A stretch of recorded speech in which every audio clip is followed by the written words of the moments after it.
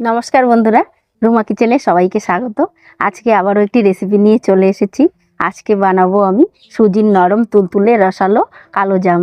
এই কালো জামটি খেতে কিন্তু অসাধারণ হয় আর দেখতে কিন্তু খুবই সুন্দর হয়, অরিজিনাল দোকানের মতো। আসুন তাহলে দেখে নেওয়া যাক আজকের কালো জাম আমি কিভাবে বানাচ্ছি। গ্যাস জ্বালিয়ে কড়াইটা বসিয়ে নিয়েছি।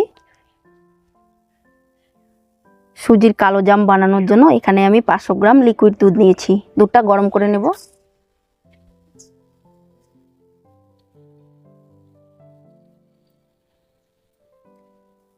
দুধটা একটু ভালো করে গরম করে নিয়েছি। এবার এখানে 1 চামচ গুঁড়ো দুধ দিয়ে দেব। এতে পরে কালো জামগুলো খেতে ভালো লাগবে। তো আপনারা চাইলে গুঁড়ো দুধটা এখানে দিতেও পারেন।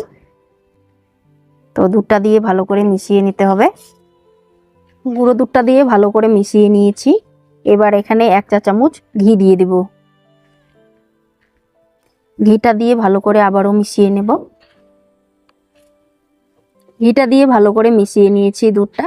এবার এখানে 3 চামচ চিনি দিয়ে দেব।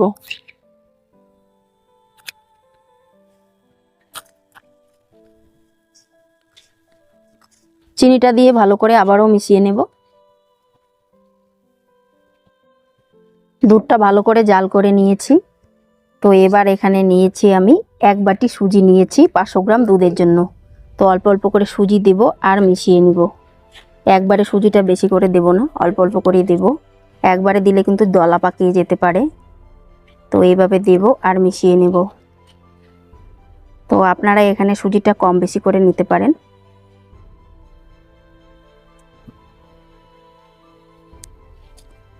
এবার সুজিটা শুকিয়ে একটা ডো তৈরি করে নেব।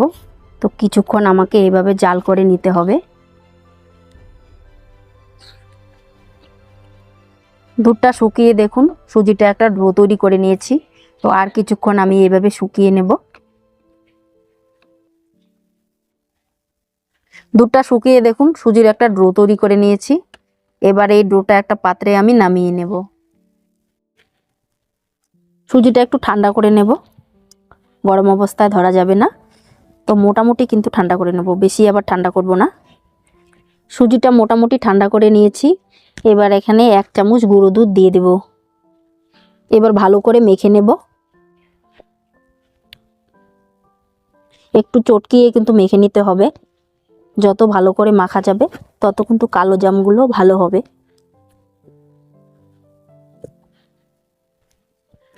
সুজির ডোটা খুব সুন্দর করে মেখে নিয়েছি। দেখুন কত সুন্দর নরম হয়েছে। এবার কালো জামের শেপগুলো দিয়ে নেব। এবার অল্প অল্প করে ডো হাতে নিয়ে নেব। এতটুকু করে নিয়েছি, সবগুলো একই সাইজ করে বানাবো। তো প্রথমে হাত দিয়ে একটু এভাবে গোল করে নেব, চেপে চেপে নিচ্ছি। এবার 2 হাতের তালাতে গোল করে নেব। দেখুন একটি কত সুন্দর করে বানিয়ে নিলাম।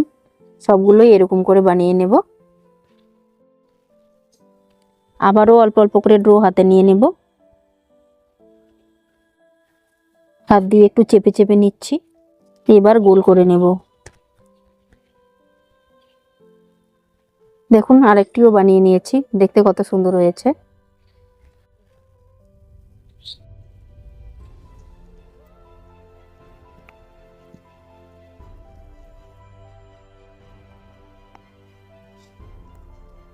সবগুলো কালো জামের শেপ দিয়ে নিয়েছি। এবার ভেজে নেব। কালো জামগুলো ভাজার জন্য কড়াইতে সাদা তেল দিয়ে দিচ্ছি। তেলটা ভালো করে একটু গরম করে নেব।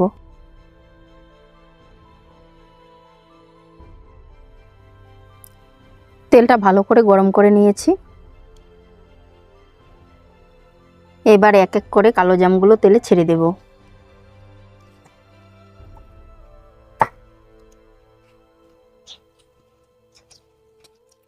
এগুলো হালকা আছে ভেজে নেব, বেশি আছে ভাজবো না। তো প্রথমেই আমি খুন্তি দিয়ে নাড়াচাড়া দেব না। এবার কড়াইটা ধরে একটু নাড়াচাড়া করে নেব। তো খুন্তি দিয়ে কিন্তু নাড়াবো না।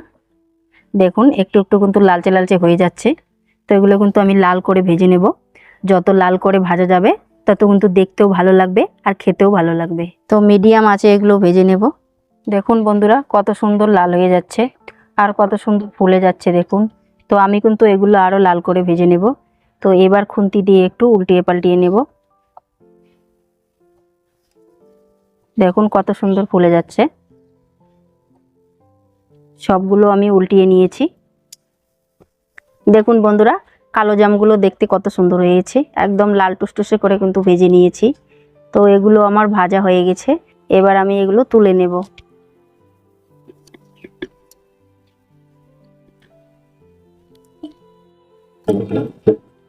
এবার বাকিগুলো এক এক করে ভেজে নেব। তো তেলে ছেড়ে দিচ্ছি।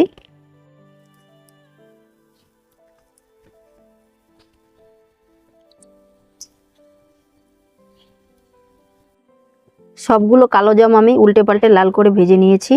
এবার তেল ঝরিয়ে তুলে নেব। কালো জামের জন্য শিরা তৈরি করে নেব। তো এই বাটি দিয়ে আমি এক বাটি চিনি নিয়েছি, কড়াইতে দিয়ে দিচ্ছি চিনিটা।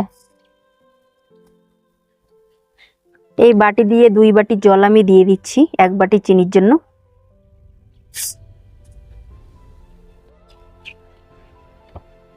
এবার চিনিটা ভালো করে গলিয়ে নেব। চিনিটা আমি খুব সুন্দর করে গলিয়ে নিয়েছি। তো এবার এখানে 3টি এলাচ ফাটিয়ে দিয়ে দেব, তাহলে শিরাটা সুন্দর সেন্ট হবে আর খেতে ভালো লাগবে। তো আর কিছুক্ষণ জাল করে নিয়ে নেব। শিরাটা আমি তৈরি করে নিয়েছি, তো একটু পাতলা করেই কিন্তু তৈরি করে নিয়েছি। এবার কালো জামগুলো শিরার মধ্যে দিয়ে নেব।